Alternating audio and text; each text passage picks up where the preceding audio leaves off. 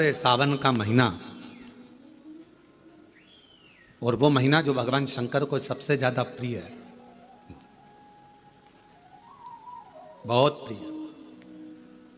कारण मां सती, मां उमा, मां कात्यायनी, मां कुष्मांडा, मां स्कंदा, मां महागौरी, जितनी जितनी माता पूर्व में हुई हैं, जो शिव जी के साथ में ब्याही हैं, शिव को जिन्होंने अपना बना लिया था, उन सभी माताओं ने सावन के महीने में शंकर भगवान को प्राप्त किया था।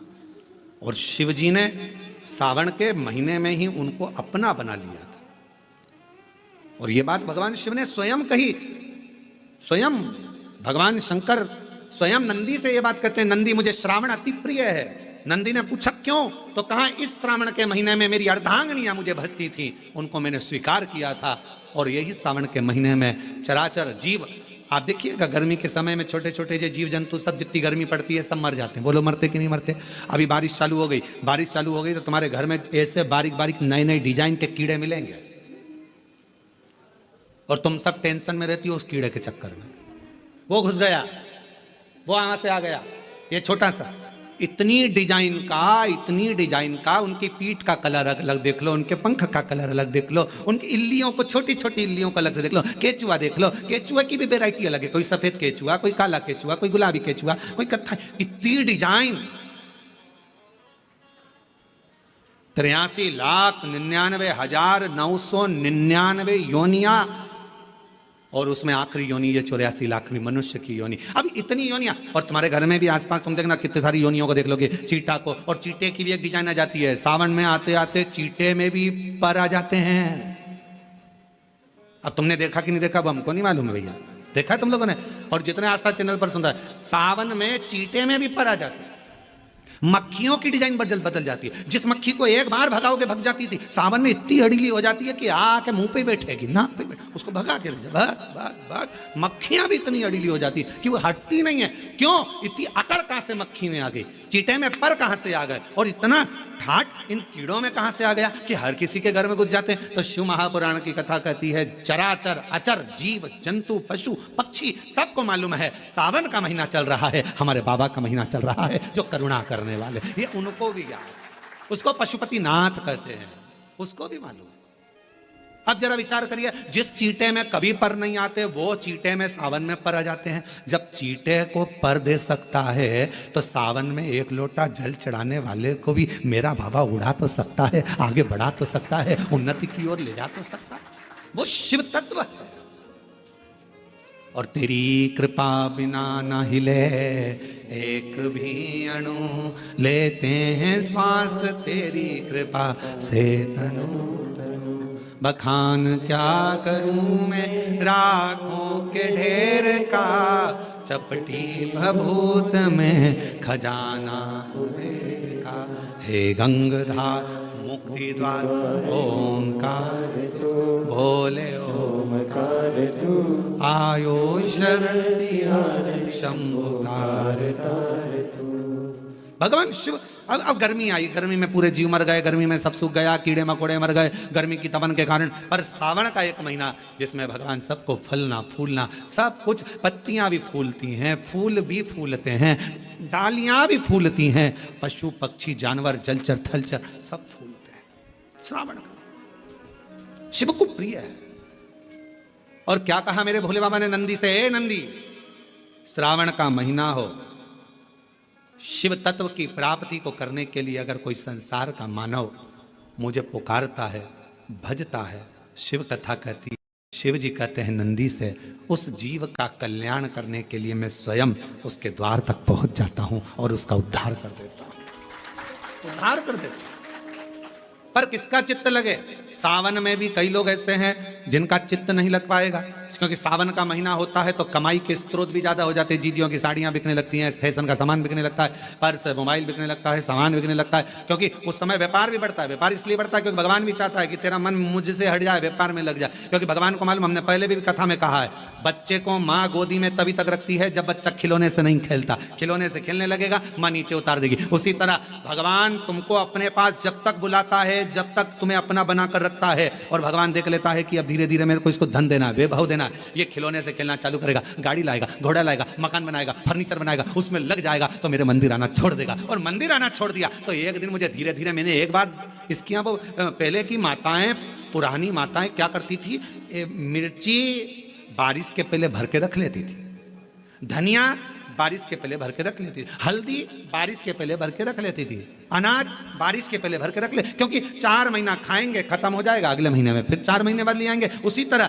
भगवान तुम्हें एक बार का विभव दे देता है, एक बार का धन दे देता है, एक बार की दौलत दे देता है, फिर लोग उसको भोगने लगते हैं और भोगते भोगते आखिरी में एक दिन ऐसा आता है कि डब्बा खाली हो जाता है, डब्बा खाली होता है, फिर रोने बैठ जाता है, तकलीफ आई, फिर लोटा लेकर भागता है। शिव जी कहते हैं जो मेरे मंदिर में, मेरी कथा में, मेरे रसतत्व में हमेशा एक जैसा लगा रहता है, उसकी जिंदगी को भी मैं हमेशा उन्नति की ओर बढ़ाते बढ़ाते अग्रणता में लेकर चले जाता, फिर उसको डाउन नहीं करने देता, उसको नीचे नहीं आने देता। जैसे श्रावण महीने में चढ़ाए गए कनेर के फूल,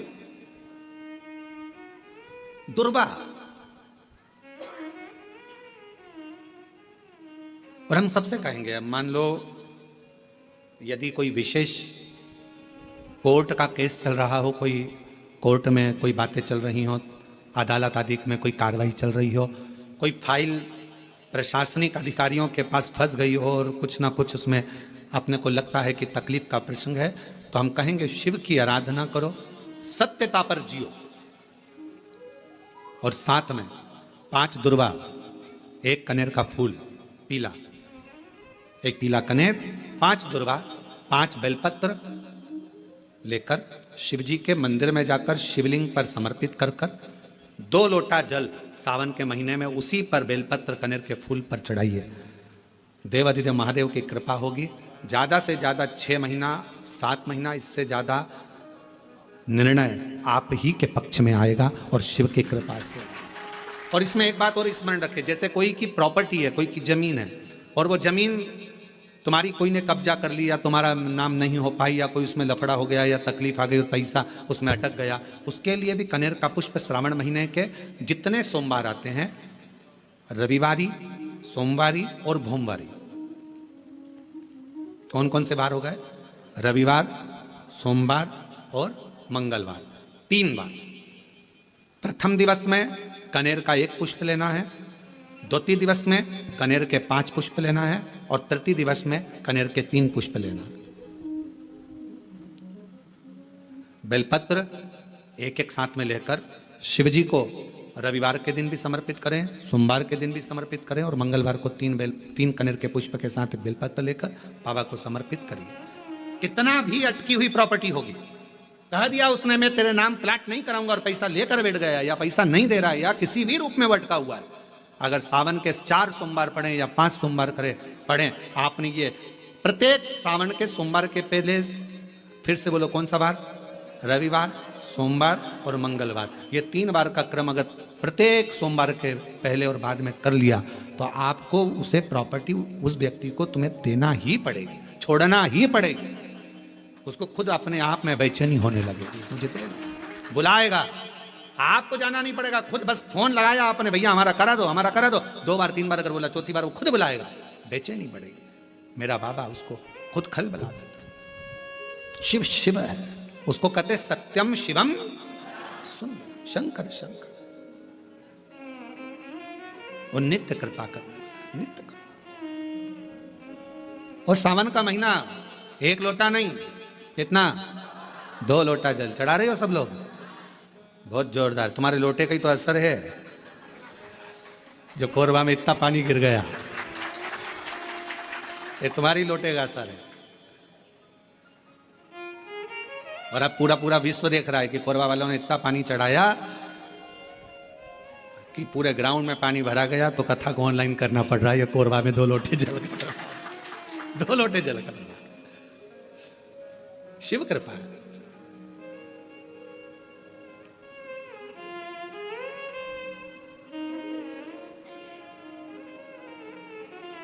पर जितने लोग कोरबा में जो कथा सुन रहे होंगे ना टीवी पे, ऑनलाइन, वो सब सिर पे पल्लू ले लेके आपस में बात तो कर रही होंगी, कौन कौन बैठा है, कौन कौन बैठा है, सबके चिंतन में फंसा।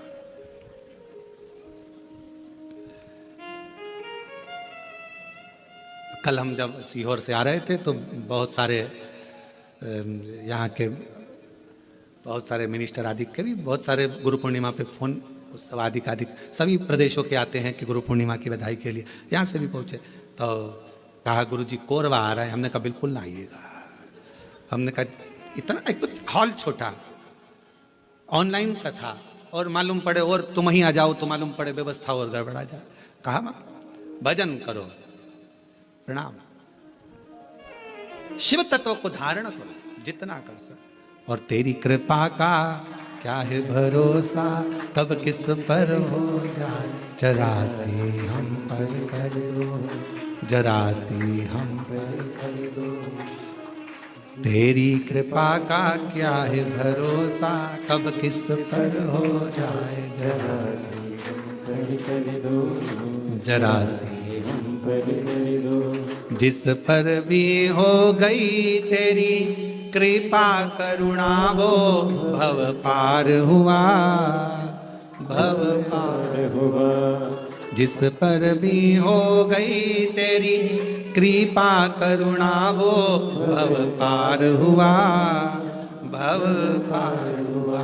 पापी हो चाहे जितना उसका भी बाबा उद्धार हुआ, उद्धार हुआ। पापी हो चाहे जितना उसका भी बाबा उद्धार हुआ, उद्धार हुआ। गिद्ध अजामिल गड़िका जैसे तेरे मन को जरा सी हम पर कर दो, ओ जरा सी हम पर कर दो। तेरी कृपा का क्या है भरोसा, कब किस पर हो जाए, जरा सी हम पर कर दो। तो शिव पुराण कह रही है शिलाद मुनि ने तप करा, तप कर कर भगवान शिव को पाना चाहा, पर शंकर भगवान अपने असली स्वरूप में नहीं गए, रूप बदल कर गए। और परीक्षा लेने के लिए मेरा शंकर आता है। परीक्षा शिवजी बहुत लेते हैं, बहुत। शर्मा जी ध्यान रखना, शिवजी परीक्षा बहुत लेते हैं, और इतनी परीक्षा लेते हैं कि व्यक्ति को अंदर से झंझोड़ देते हैं, अंदर से।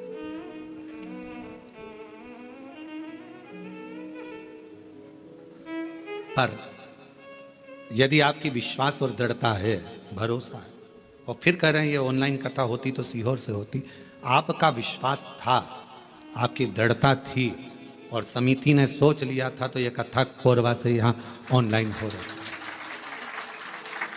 रही है। और सारे कोरबा वासियों से निवेदन है कि अपने घर में रहकर इस कथा को इस भाव से सुनो। टीवी चालू कर कर, टीवी की आवाज वॉल्यूम को तेज कर कर, दुकानों पर मोबाइल रखकर, एक एक कोरबा वासियों को यह कथा इससे सुनना चाहिए कि हम पंडाल में बैठकर कथा सुन रहे हैं, और अपने घर पर, घर को पंडाल बनाकर शिव तत्व को सावन के महीने में इस पवित्र कथा का लाभ ले रहे हैं। ये भाव से श्रवण, हृदय से।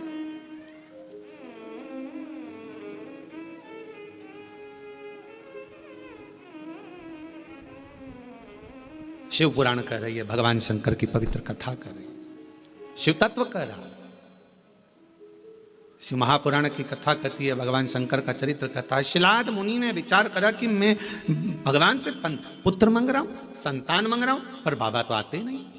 आए मेरे भोलेनाथ, कभी बच्चे का रूप लेकर आ गए, कभी वृद्ध का रूप लेकर आ गए। शिलाद मुनि की पूर्ण परीक्षा ली, पूर्ण परीक्षा।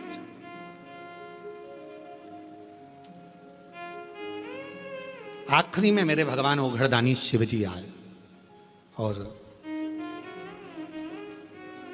शंकर भगवान आकर खड़े हुए हैं। सुंदर बागंबर, मस्तक पर चंदा, त्रिपुंड त्रिनेत्र त्रिशूल धारी मेरे भगवान शिव सामने थे। मांगो, क्या चाहिए तुमको? अब शिलाद मुनि ने पहले तो ये नहीं कहा कि मुझे औलाद चाहिए। शिलाद मुनि ने सबसे पहली बात कही कि यह बताओ,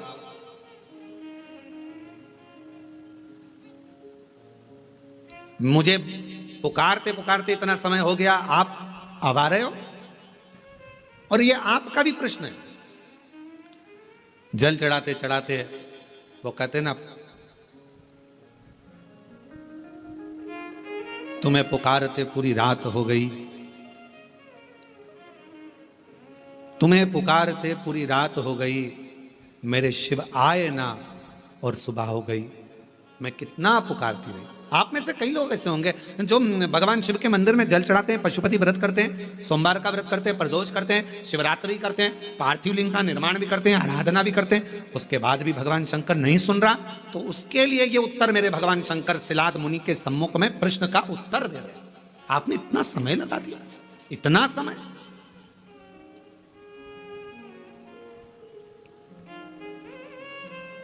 कितने साल पहले ली थी कथा? 2 साल पहले कथा ली थी। अब जरा विचार करिएगा, 2 साल पहले कथा ली और 2 साल से तैयारी में लगे होगे, और 2 साल से तैयारी में लगे होगे, और कितना कितना परीक्षा करते करते करते करते आखिरी में भी वो कथा होते होते और ऑनलाइन हो रही है। तो जरा विचार करिएगा, थोड़ा सोचिएगा कि शिव जी या तो कुछ बाबा देवाधिदेव महादेव की जैसी मर्जी, और कहीं ना कहीं प्रभु कृपा। हर चीज में अच्छा सोचो। मेरे शंकर ने कुछ अच्छा सोचा होगा, मेरे शिवजी ने कुछ अच्छा विचार करा होगा, कुछ अच्छा विचार करा होगा। भगवान शंकर ने यह भी सोचा होगा कि तुम कथा तो करा पाओगे, पर वहां बैठने की तुम्हारे पास समय नहीं मिल पाएगा, क्योंकि हमको मालूम था कोरबा इस क्षेत्र में कथा भी हुई नहीं है। अगर हो जाती तो कोरबा में से ट्रैफिक को निकालने के लिए कम से कम पूरा 18 घंटे लग जाते। ये भी पक्की बात थी, ये भी निश्चित है, क्योंकि कोरबा क्षेत्र में कथा नहीं हुई, और इस क्षेत्र में कथा नहीं हुई तो पूरा कोरबा और कोरबा के आसपास का क्षेत्र पूरा जब उलटता, और आजू बाजू में ये भी लगा है तुम्हारा झारखंड और ये सब उड़ीसा की बॉर्डर, तो ये भी सब आ जाता। कथा नहीं सुन पाते तुम, हो सकता है व्यस्तताओं में लगे रहते, पर शिवजी ने विचार करा, तूने 2 साल दाढ़ी नहीं बनाई, 2 साल बाल ना कटाए, 2 साल तक तू तप साधना करता रहा, तो मेरे शंकर भगवान ने सोचा जब इतना तूने करा है तो कथा भी दिल लगाकर एक जगह पर बैठकर श्रवण कर, सुनो, धारण करो। ये शिव सोच, अच्छा सोचो, कुछ अच्छा ही मेरे बाबा ने लिखा। और ये जितनी माताएं बैठी ना, जीजियां जितनी बैठी है बाहर कुर्सी पे, जो लोग बैठे हैं, ये बड़े खुश होके सुन रहा है इतनी प्रसन्नता में, क्योंकि इनको ही मालूम इतनी पास से तो कथा नहीं मिल सकती थी ये तो, क्योंकि ना जाने पंडाल में भी कहाँ बैठते और एलईडी पर देखते, पर इतने करीब में बैठकर कथा सुनने को मिल रही है, तो तुम तो घर जाके 2 लोटा क्या 4 लोटा जल चढ़ाने वाली, पक्का है ये विचार तो पक्का है। अब यहाँ से जाओ तो तुम यहाँ के collector, SP, SDM, IG, commissioner, SD सबको धन्यवाद देना, 2 लोटे जल का प्रताप था जो तुमने महाराज की कथा इतने पास में से सुनवा दी। महाराज शिव तत्व है, शंकर शंकर कुछ अच्छा सोचा होगा उसने, बहुत अच्छा सोचा, उसकी करुणा है बहुत। विचार करिए। शिलाद मुनि ने कहा इतना समय लगा दिया तुमने आने में, मैंने तो सोचा नहीं था कि इतना समय लगेगा। महाराज लिखावट बता देती है पेन में शाई कौन सी है, और सिखावट बता देती है कि घर में कमाई कौन सी है। सावधानी रखकर सुनना जरा। घर की कमाई और पेन की शाई, ये दोनों हमारे सामने जरूर आती है। एक घर की कमाई और पेन की शाई, ये दोनों हमारे सामने जरूर आती है। हमारी लिखावट बता देती है, जब हम लिखने बैठते हैं लिखावट बता देती है कि तुम्हारे पेन में शाई कौन से रंग की है, ये तुम्हारी लिखावट बताएगी। और महाराज सिखावट तुम्हारे घर की कमाई बता देगी। तुम्हारे बच्चों में अच्छे संस्कार हैं, बच्चे माता पिता का आदर कर रहे हैं, सम्मान कर रहे हैं, सत्कार कर रहे हैं। फिर निवेदन करूंगा, बच्चों को खूब पढ़ाओ, अपने बेटा बेटी को खूब पढ़ाओ, जितनी अच्छी एजुकेशन दे सकते हो दो।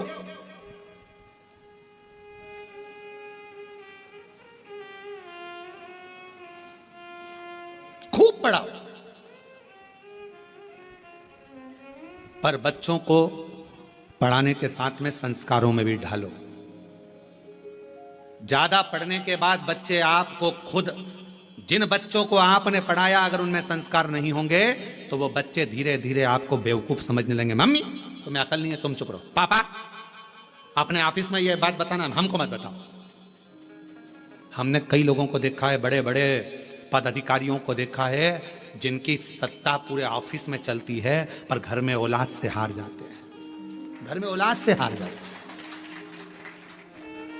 हमने बड़े बड़े, हमारा तो सब दूर जाना है, सब दूर से मिलना है, सबसे मिलना होता है, सबके पास जाना होता है। बड़े बड़े अधिकारी बहुत ऊंची पोस्ट पर है, बहुत ऊंचे पद पर हैं, जिनकी धाक सब दूर चलती है, पर रिटायरमेंट होने के बाद वो बाप भी आंख में से आंसू बहाकर कहता है कि मैंने बच्चों को पढ़ाया, खूब ऊंचे पद पर पहुंचाया, खूब एजुकेशन में पैसा लगाया, पर मेरे बच्चों को मैं संस्कार देना भूल गया। वो बच्चे आज मुझे सिखाते हैं, चुप रहो, ज्यादा मत बोलो, अपना अब हम नहीं सुन सकते, आप शांति रख लो। ये बच्चे कहते हैं, ये बच्चे कहते हैं।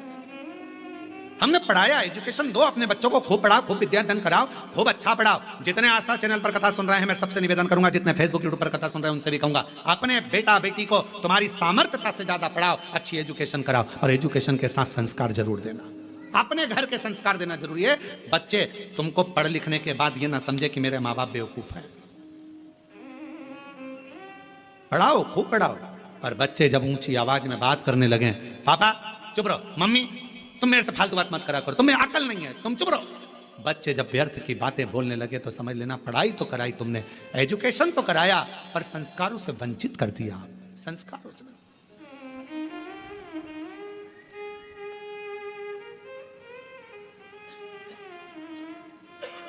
इसलिए यह व्यासपीठ हमेशा कहती आई है और आज फिर कहती है, अपने बच्चों की पढ़ाई में तुम जो खर्च कर रहे हो, ऐसा ही खर्चा एक अपने आस पास मोहल्ले में, कॉलोनी में, सोसाइटी में, समाज में, अपने रिश्तेदारों में, नातेदारों में, या अपने आसपास में कोई भी समाज का व्यक्ति हो और उसके बच्चे को अगर पढ़ने का शौक हो, विद्या अध्ययन का शौक हो, वो पढ़ना चाहता हो, तो निवेदन है उसकी एजुकेशन का खर्चा आप उठाओ।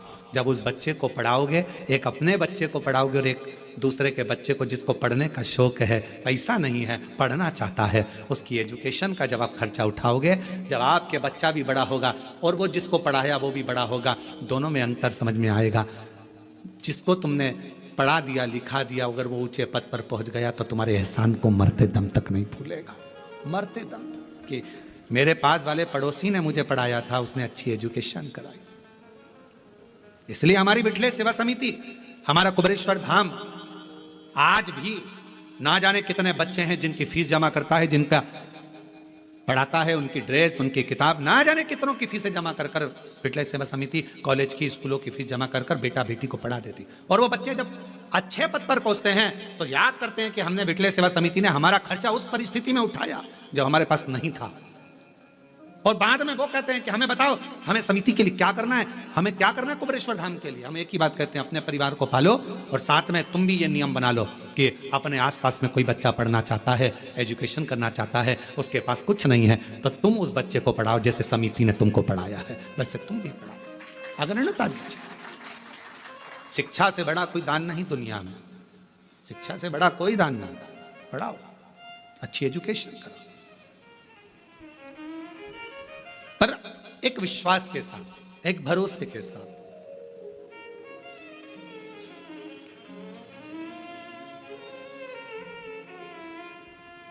मैं तो बैठी थी गंगा किनारे, मैं तो बैठी थी गंगा किनारे। जब हम एकाग्र चित्त से बैठकर भगवान शिव की अविरल भक्ति को धारण करें, विश्वास के साथ स्मरण करें, शिव तत्व क्यों ना मिले।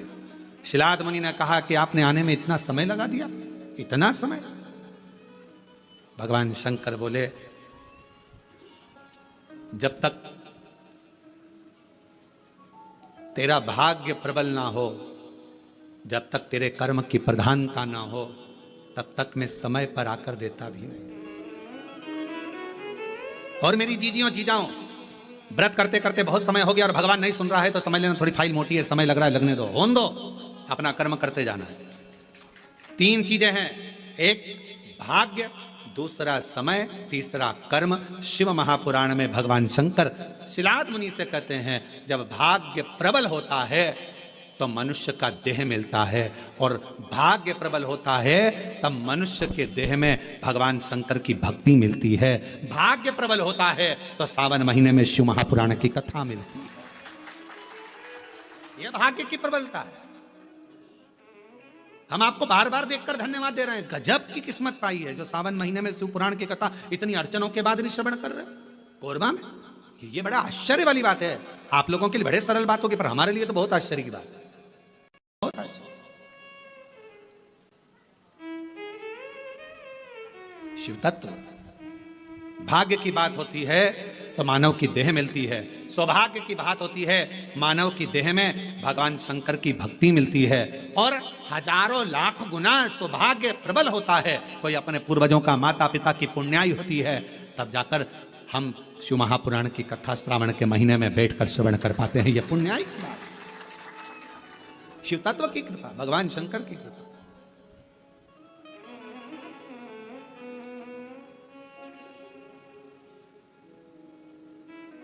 और हरिओम में ओम समाया है, मेरा भोला नगर में आया है। हरिओम में ओम समाया है, मेरा भोला नगर में आया है। हरिओम में ओम समाया है, मेरा भोला नगर में आया है। हरिओम में ओम समाया है, मेरा भोला नगर में आया, मेरा भोला नगर में आया है। ओ हरिओम में ओम समाया है, मेरा भोला नगर में आया है। हरिओम में ओम समाया है, मेरा भोला नगर में आया है। हरिओम में ओम समाया है, मेरा भोला नगर में आया है। हरिओम में ओम समाया है, मेरा भोला नगर में आया है। हर महादेव। अपने स्थान पर बैठकर भगवान शिव जी से अपने मन का भाव कहिए, दिल से प्रार्थना करिए, विनय करिए, निवेदन करिए। भाव से विनय करें, प्रार्थना करें, निवेदन करें।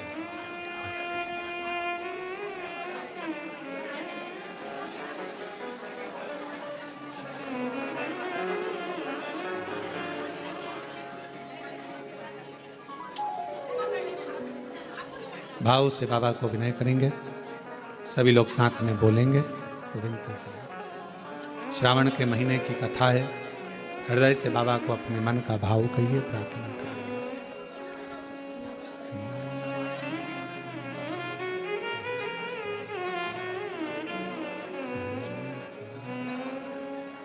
श्री शिवाय नमस्तुभ्यं, श्री शिवाय नमस्तुभ्यं, श्री शिवाय नमस्तुभ्यं, श्री शिवाय नमस्तुभ्यं, श्री शिवाय नमस्तुभ्यं। भोला सब दुख काटो, ओ भोला सब दुख काटो। शिव शंकर जपूं तेरी माला, भोले बाबा जपूं तेरी माला। भोला सब दुख काटो, ओ भोला सब दुख काटो। वेश है मंगल मंगलकारी, वेश है मंगलकारी।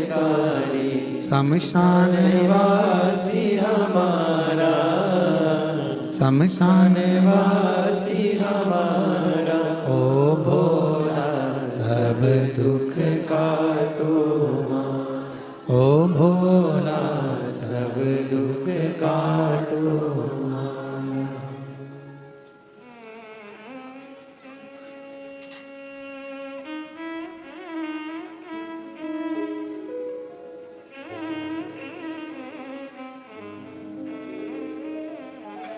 बाबा देवाधिदेव महादेव, भगवान शिव ओघड़धानी, त्रिकालदर्शी, कैलाश के विनाशी भगवान शिव की कथा करें।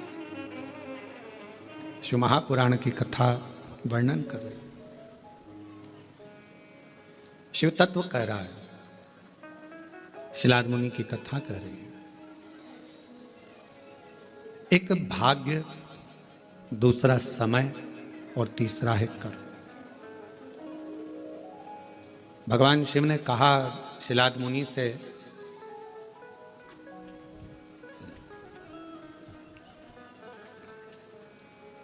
हो सकता है कि तुम्हें कुछ प्राप्त करने में समय ज्यादा लगा हो, पर यह निश्चित है समय ज्यादा लगने पर भी यदि कुछ अच्छा मिल रहा है तो शिव की कृपा से वो अटल रहने वाला, हमेशा रहने वाला मिल रहा है।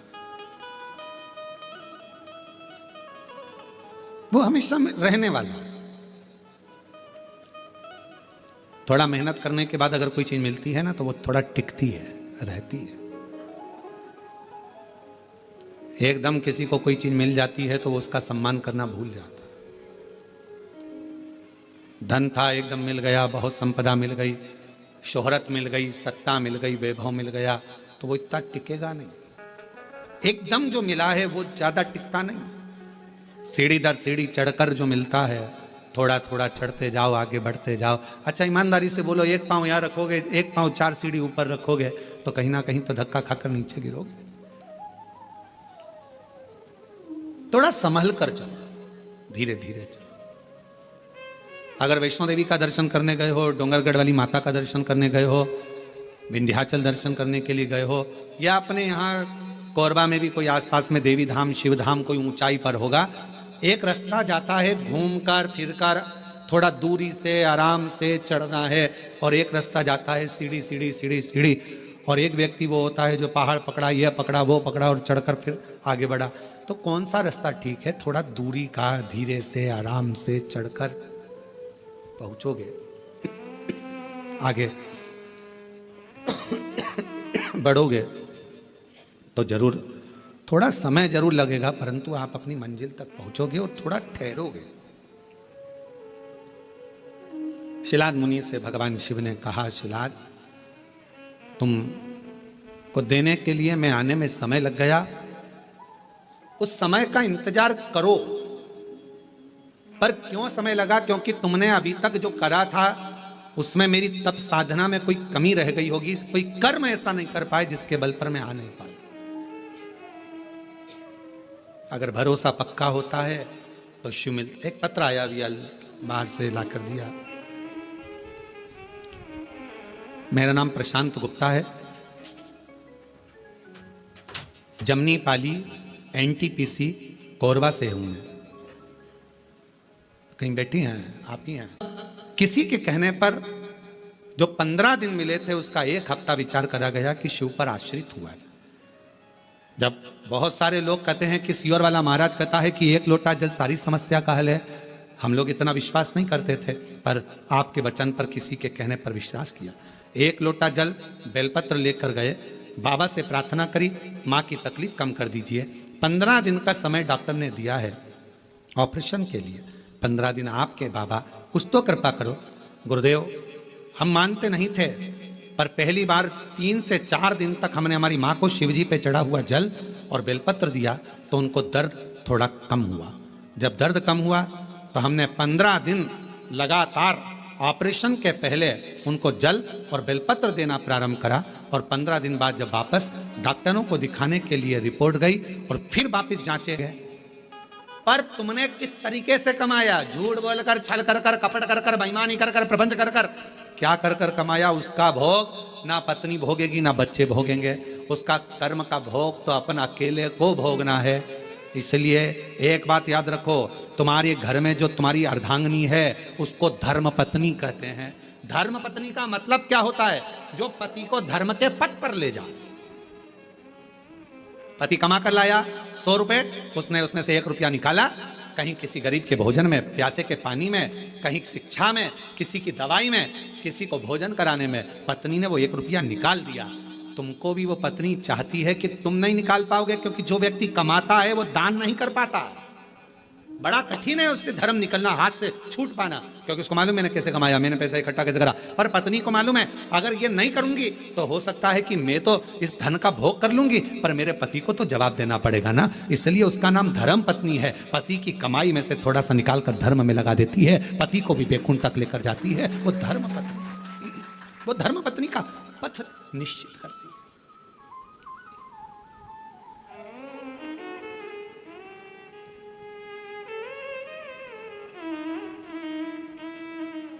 सलाह देती है अच्छी। कई लोग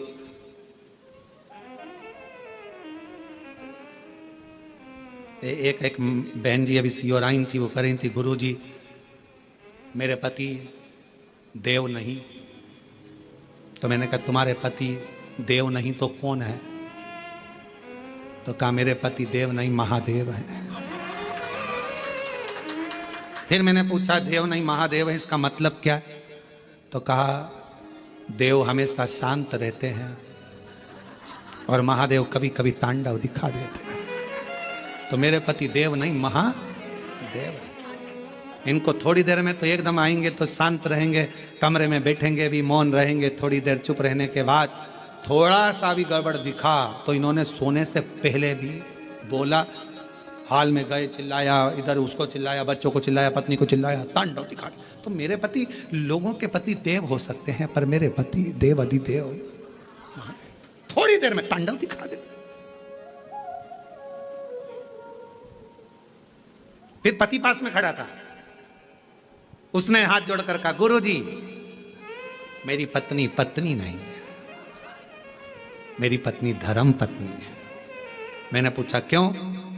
मैं कभी सीहोर नहीं आता पर ये मुझे पकड़कर सीहोर तक लेकर आ गई, ये धर्म पत्नी ये लेकर आई है मुझे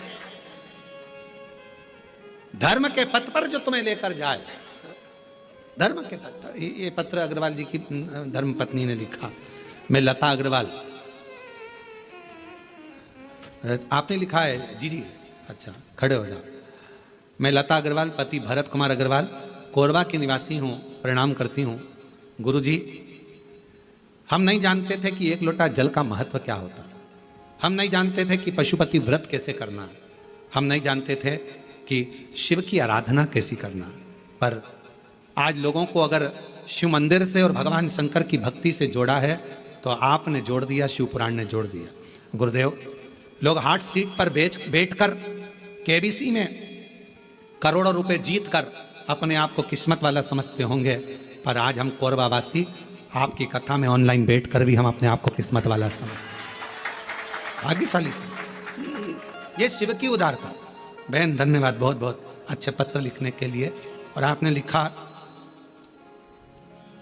आप हमेशा मुस्कुराते रहें, केवल एक ही युग में नहीं शताब्दियों में कथा श्रवण कराते रहें। ये स्नेह है आप लोगों का। बैठिए। शिव तत्व है, शंकर जी की अविरल भक्ति हमें सीखने को मिलती है। एक धर्म पत्नी का फर्ज है, धर्म पत्नी का लक्षण है। धर्म पत्नी का फर्ज होता है पति को धर्म का पथ दिखा देना, पति को धर्म का मार्ग दिखा देना, धर्म पथ की ओर लेकर जाना। शिलाद मुनि ने पूछा कि आपने आने में देर लगा दी। शिव जी ने कहा 3 चीजें हैं, भाग्य, समय और कर्म। भाग्य में हुआ तो मनुष्य का देह मिल गया, भाग्य में हुआ तो अच्छा जीवन मिल गया, भाग्य में हुआ तो सत्कर्म हो गया, और कर्म अच्छा करा तो तुम्हारा जो बेकार समय चल रहा था वो भी पलट गया। कब पलटता है बेकार समय? जब हमारा कर्म अच्छा हो। श्रेष्ठ कर्म करो, अपने कर्म को श्रेष्ठ करने का प्रयास करो।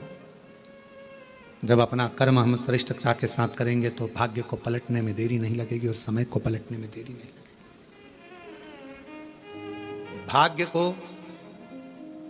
बदलने में तुम्हारे विश्वास की बहुत जरूरत पड़ती है।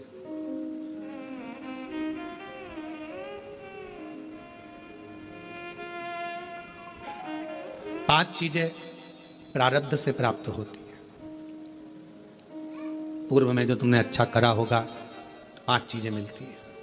पहले नंबर पर धन, तुम्हारा पूर्व में किए गए पुण्य से मिल जाता है, प्रारब्ध से मिल जाता है। दूसरे नंबर पर है सत्ता।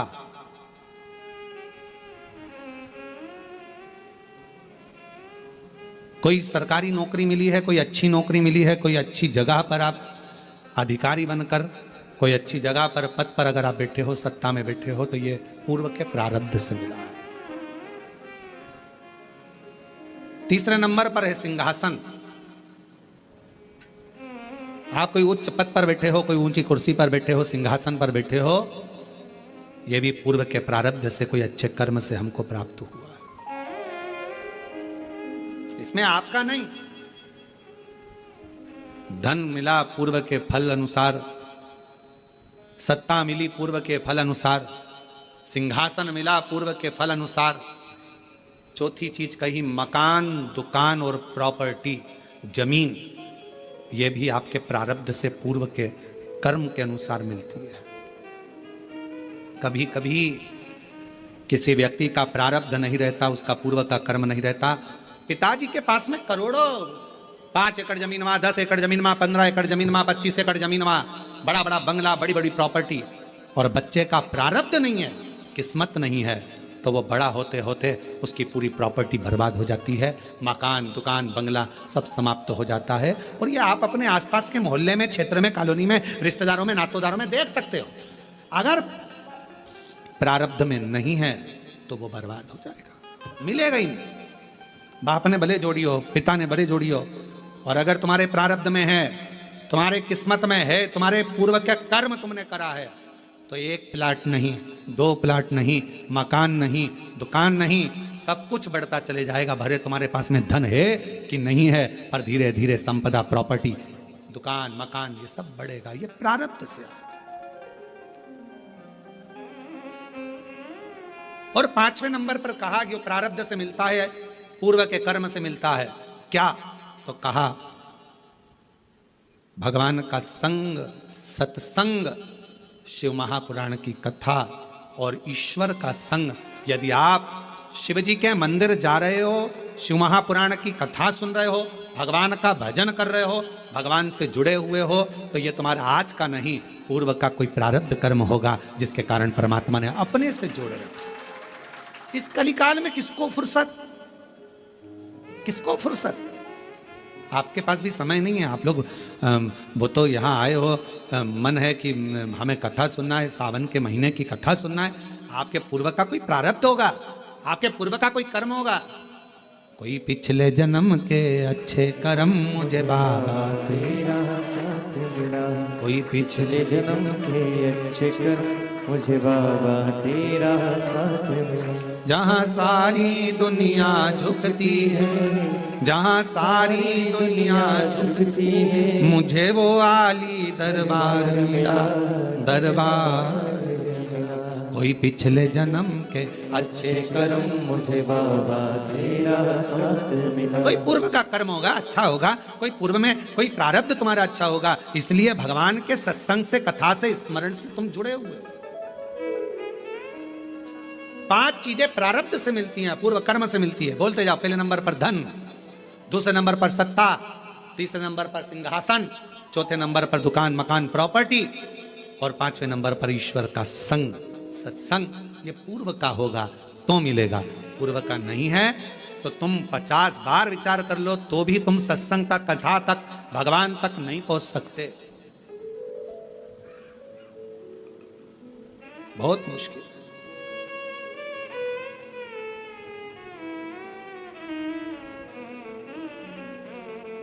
तुम्हारे घर पर सावन के महीने में टीवियां चल रही हैं, नाटक देख रहे थे, सीरियल देख रहे थे, फिल्म देख रहे थे, कोई पूर्व का प्रारब्ध तुम्हारा प्रकट हुआ, पूर्व का कोई कर्म तुम्हारा प्रबल हुआ, सामने मिल गई। टीवी चालू करते से आस्था चैनल चल गया और शिव महापुराण की कथा 1 बजे से 4 बजे तक ऑनलाइन कोरबा से सुनने का मौका मिल गया। ये पूर्व का प्रारब्ध था। भगवान ने कहा कि कहाँ जा रहा है, कहाँ जाएगा, भटक जाएगा, चल इधर। अजामिल की कथा सुनी है भागवत जी में? ब्राह्मण था, विद्वान था, खूब पढ़ा लिखा था, विद्वान भी है, ब्राह्मण भी है, पढ़ा लिखा भी है, विद्वत्ता भी है, उसके अंदर सब कुछ है। भगवान का भजन भी करता था बाल्यावस्था में। ऐसा नहीं कि बाल्यावस्था में भगवान का भजन नहीं करा अजामिल ने। उठाओ, श्रीमद् भागवत में वर्णन आता है। श्रीमद् भागवत कथा कहती है कि अजामिल बचपन से शिव भगवान की, राम की, कृष्ण की, नारायण की भक्ति करता। नारायण का भजन करते करते करते करते करते करते समय बीत गया, समय बीत गया। और जवानी अवस्था आ गई। और युवानी अवस्था में अजामिल मंदिर जा रहा था। जाते जाते सामने एक वेश्या ने नया मकान बनाया था, बहुत सुंदर भवन।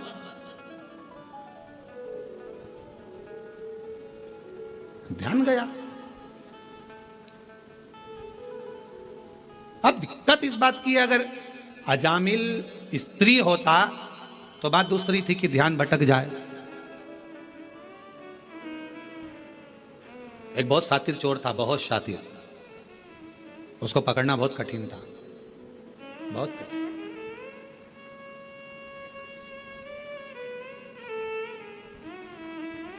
उसको पकड़ना बहुत कठिन था। पर एक पुलिस वाले ने कहा कि मैं चोर को पकड़ सकता हूं। एसपी साहब ने बुलाया, आईजी ने बुलाया, डीआईजी ने बुलाया कि तुम कैसे कह सकते हो कि तुम पकड़। मैं पकड़ लूंगा, अगर चोर यहां से निकलेगा तो मैं पकड़ लूंगा, ठीक है। पर चोर इतना शातिर था कि उसको पकड़ना मुश्किल था। अब वो चोर ने अपने तन को ढक लिया और चोर ने तन को ढक कर बुर्खा पहन लिया, चला। और चोर ने बड़ा सुंदर रूप धरकर, कपड़े बदलकर, स्त्री के कपड़े पहनकर चोर जा रहा था। और चोर जाते जाते जाते जाते आगे निकला। उसको कोई नहीं पहचान पाया, पर पुलिस वाले ने उसको पहचान लिया। जिसने शर्त लगाई थी कि मैं पहचान सकता हूं, मैं बता सकता हूं, उसने पहचान लिया। और पहचाना, पकड़ा, ले गए थाने में। उसको देखा तो वही चोर था। एसपी साहब ने पूछा कि कोई नहीं पहचाना, तुम कैसे पहचाना कि ये पुरुष नहीं स्त्री है, ए स्त्री नहीं पुरुष है, तुम कैसे पहचाने? उस पुलिस वाले ने कहा, साहब ये सुनार की दुकान के सामने से जा रहा था। बाजू में कपड़े की भी दुकान थी, बहुत सुंदर साड़ियों की, सूट की दुकान थी। उसके पास में ही ब्यूटी पार्लर भी था। उसी के आगे आर्टिफिशियल ज्वेलरी की दुकान भी थी। फिर उसी के पास में चूड़ियों की दुकान भी थी, जैसे कोरबा में है। सब दुकानें लाइन से थी और 4 दुकान एक जैसी लाइन से थी, सारी स्त्रियों की थी। ये वहीं से निकल रहा था। अगर ये लेडीज होता तो पलट कर जरूर देखता, पर ये एक भी दुकान पर घूर कर नहीं देखा, पकड़ाई में आ गया कि ये स्त्री नहीं, ये औरत है ही नहीं, ये स्त्री है ही नहीं। एसपी साहब ने कहा इसका प्रमोशन होना चाहिए, बड़ा चतुर है, बड़ा चतुर, इसकी विद्वत्ता बड़ी प्रखर है। अब अजामिल ब्राह्मण है, अच्छे कुल का है, अच्छी जगह का है, भगवत भजन करने वाला, स्मरण करने वाला, मंत्र जाप, नाम जाप करने वाला, भगवान नाम का कीर्तन करने वाला, भगवत स्मरण करने वाला, मंत्र जाप करने वाला। और वो अजामिल निकल कर जा रहा है और अजामिल का ध्यान चले गया एक वेश्या ने जो भवन बनाया उसकी ओर। बड़ा सुंदर भवन था। अब अजामिल की चित्तवृत्ति में मंदिर जाते जाते अजामिल ने विचार करा कि भवन इतना सुंदर अगर वेश्या ने बनाया है तो वो कितनी सुंदर होगी, उसको एक बार तो देखूंगा। अब रोज मंदिर जाता और रोज 5 मिनट खड़ा होके वेश्या को देखने के लिए ताकता रहता, पर वेश्या भी निकल कर बाहर नहीं आती। 4 दिन 5 दिन निकल गए। अब ये मंदिर लेट जाता, 9 बजे जाने वाला 10 बजे हो गया, 10 से 11 बजे हो गया, 11 से 12 बजे हो गया, 12 से 1 बजे हो गया। मकान ताकता रहता। बस जैसे अजामिल की कथा वैसी अपनी कथा। अपन भी 9 बजे जाते थे, 8 बजे, 7 बजे जाने वाले, 6 बजे मंदिर जाते, 7 बजे जाते। कभी कभी मकान को ताकने के चक्कर में झाड़ू लगाना, पोछा लगाना, मेहमान आ रहे, चाकरी आ रही, ये हो गया वो हो गया, 9 बजे जाओ, 9 बजे से 10 बजे। अब मेहमान घर में आ गए, काम इतना सारा पड़ा, 11 बजे मंदिर जाऊंगी, 11 बजे भी टाइम नहीं मिला तो 12 बजे जाऊँ। 12 भगवान भी समझ गए अजामिल का मकान और तेरा मकान बराबर हो गई। देखा, निकल कर। और एक दिन अजामिल ने विचार कर लिया कि अब तो कुछ भी हो जाए, इसको देखे बिगर मंदिर नहीं जाऊंगा। भगवान मन में सोचे, इतनी जिद तू मुझे देखने की पकड़ लेता तो वो बेश्या का मकान जैसा 4 बंगला मैं तेरा बना देता, पर तूने मुझसे नैन नहीं मिलाए, दूसरे से मिलाने की चाह रखी है। दूसरे से तू मुझसे नैन नहीं मिलाए। प्यार करो तो ऐसा करो, उससे करो जो मोबाइल का बैलेंस तो डलवा दे।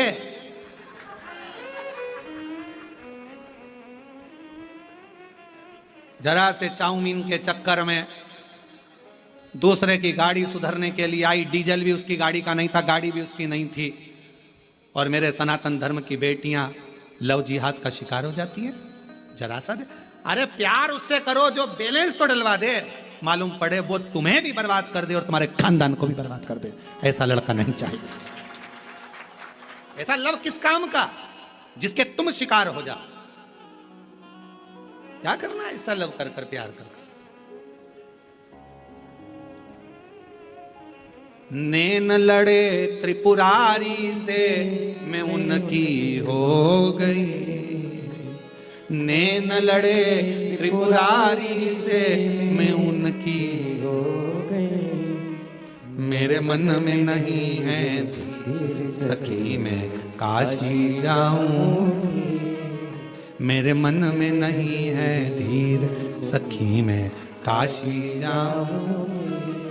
काशी जाऊंगी मैं बनारस जाऊंगी, काशी जाऊंगी मैं बनारस जाऊंगी। मेरे नैनन बरसे नीर सखी में काशी जाऊंगी, मेरे मन में नहीं है धीर सखी में काशी जाऊंगी। कितने कितने कोरवा के कई लोगों की आंख में आंसू होंगे, इतने साल के बाद योग लगा कोरवा में कथा का, और वो भी कथा हमको ऑनलाइन श्रवण मिल तो रही है ना कोरवा से, इतनी खुशी मनाओ। आंख में आंसू नहीं, प्रसन्नता होना चाहिए कि ऑनलाइन तो मिल रही है ना, प्रसन्नता। और छोड़ दिया मैंने खाना पीना तेरी याद में, छोड़ दिया मैंने खाना पीना तेरी याद में। मेरे मन में नहीं है धीर सखी में काशी जाऊंगी, काशी जाऊंगी मैं बनारस जाऊंगी, ओ काशी जाऊंगी मैं बनारस जाऊंगी। मेरे मन में उठे है पीड़ सखी में काशी जाऊंगी, मेरे मन में उठे है पीड़ सखी में काशी जाऊंगी। मैं जाऊं भगवान के मंदिर, अब जब ही जाऊंगा जब उस वेश्या को देख लूंगा। मकान इतना सुंदर है तो वेश्या कितनी सुंदर। कभी कभी मन में आना चाहिए, तेरी सृष्टि इतनी सुंदर है तो मेरे शंभु तू कितना सुंदर होगा। तुझे देखने की चाह जगे, शिव को देखने की चाह जगे, भगवान शंकर को देखने की चाह जगे।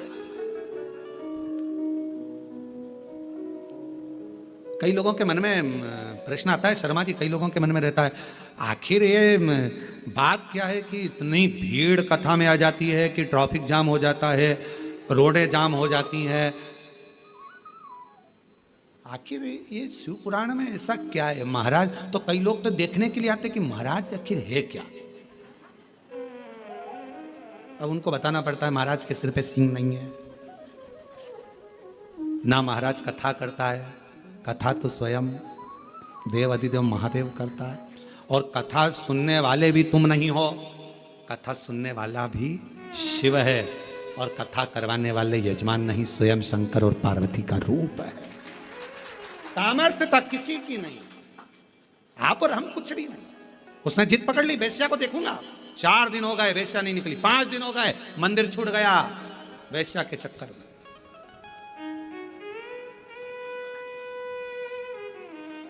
होता है कई बार घर में धन रखा रहे, पैसा रखा रहे, तो घर में धन पैसा रखा रहता है तो कोई लोग बोल के, मम्मी घर छोड़ के मत जाना, थोड़ा सामान पड़ा हुआ है। पापा घर छोड़कर, बेचारे पापा रोज मंदिर जाते थे, वो धन के चक्कर में जाऊंगा। वो लोग कह रहे क्योंकि मंदिर नहीं आ रहा, आऊंगा, थोड़ा बच्चे बाहर गए हैं घूमने फिरने के लिए, गोवा गए हैं। अच्छा तो मंदिर का जब वो आ जाएंगे, घर सूना छोड़कर कैसे आऊं थोड़ा सा। अब एक बार अगर देख लूं, 4 दिन निकल गए वेश्या नहीं दिखी, 5 दिन निकल गए वेश्या नहीं दिखी, 6 दिन निकल गए, 10 दिन निकल गए वेश्या बाहर नहीं निकली, 15 दिन निकल गए, वेश्या न निकली, मंदिर ही नहीं जाता। 1 महीने के बाद वेश्या अपने कक्ष से छत के ऊपर आई। इस अजामिल ने उस वेश्या को देखा और मन में सोचा कितनी सुंदर है, इसको तो मैं अपनी अर्धांगिनी बनाऊंगा, पत्नी। वेश्या का संग कर लिया। अब मंदिर नहीं जाता, अब तो वेश्या हमेशा फूल लेके मंदिर जाता, तब फूल लेके वेश्या।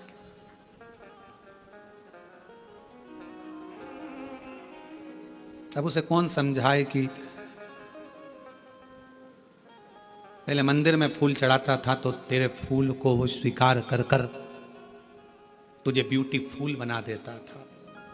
अब कौन समझाए कि वेश्या के जूड़े में लगा कर फूल तू ब्लेडी फूल हो गया। अब कहां तू ब्यूटीफुल था, कौन समझाए तेरे को। फूल वही है, बस एक लाइन बदल गई, इधर जाना था पहुंच गया उधर, गलत मार्ग की ओर चला गया। वेश्या के साथ रहने लगा, दिन रात 24 घंटे रहता। वेश्या का हृदय उस पर आया, उसका हृदय उस पर आया और शादी कर ली। अच्छा, शादी हो भी गई, बच्चे भी हो गए। पर एक दिन देवताओं की मीटिंग हुई तो भगवान शंकर जी ने कहा भगवान विष्णु से, तुम्हारा भक्त देखो कहाँ चले गया। तो क्या अब चले तो गया, अब क्या करें। शंकर भगवान कहने लगे, अपनी औलाद अगर गलत मार्ग में पड़ जाती है तो माता पिता उसका संग नहीं छोड़ देते, उसको वापस मार्ग पर लाने के लिए माता पिता कुछ ना कुछ जरूर करते। तो हम क्या करें। शंकर भगवान ने कहा, इसके घर में 4थे नंबर का लड़का होगा, गर्भ में बच्चा है, चलो अपन उसके दरवाजे पर चलते हैं।